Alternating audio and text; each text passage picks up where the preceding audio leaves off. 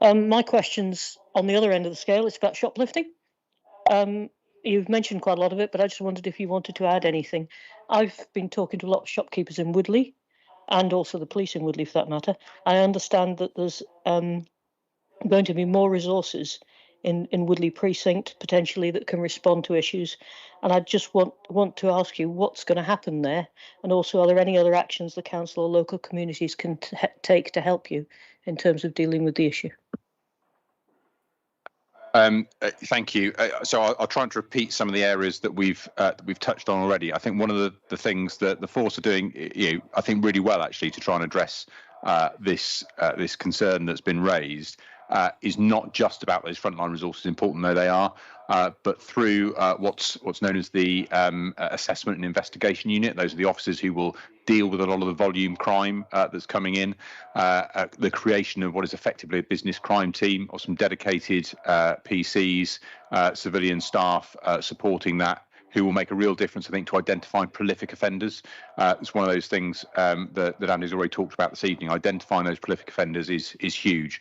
I've had lots of conversations with the industry about this, and there is arguably, depending on how you count it, 65% of offences down to prolific offenders, and organised crime falls within that. So actually identifying those, there's some practical things that I think the force can just do a bit better, and are determined to do. In fairness, it's not a criticism of the force, it's just recognising where there are improvements. So stores will, for example, receive a shoplifting pack where they're asked to provide their CCTV and their evidence.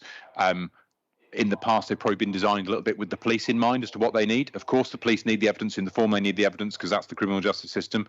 But actually working with a group of businesses as a bit of a focus group. So how can we make that easier for people to submit? There's just some business process stuff which the force are already seeking to address to make that easier. But I think the thing that everybody can do is recognise this is about partnership. It's not just about the police doing more. The police do need to do more, and I think it's about businesses, encouraging businesses to report more effectively and to take on board some of the crime prevention advice that is being provided to be more engaging. I've heard of cases of, I was talking to someone yesterday, off-duty police officer who actually intervened, stopped a shoplifter, detained someone, said to the manager, well, can you call this in? Oh no, we won't bother. We've got our goods back now. Even when you've got a police officer there laying hands on someone, they weren't interested in reporting it. So there is definitely more that we can do, and through obviously through the borough council, through the business development team working with the bids, I think there is definitely more we can do to build that strong eco structure.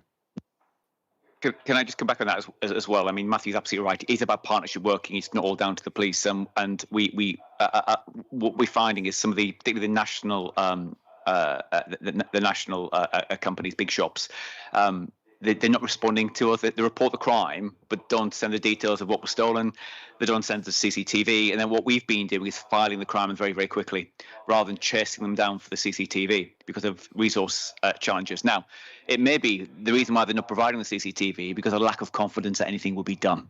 But we're working closely with the individual stores to get a joint protocol about how we're going to work together. And we've got analysts in place now to link these offences together and link the offenders. I'm hoping by the end of the month, all shoplifting CCTV will run. We're going to start using facial recognition retrospectively to put them through the police national database, which will undoubtedly lead to more offenders being identified much quicker. We can arrest them, but there is a part to play, I think, in making sure that the stores do their bit. I was talking to a manager of one store recently who she was frustrated. Her security, a budget for security guard had been taken away, and rather than having 8 hours of CCTV coverage a day, it was 2 hours by a central office.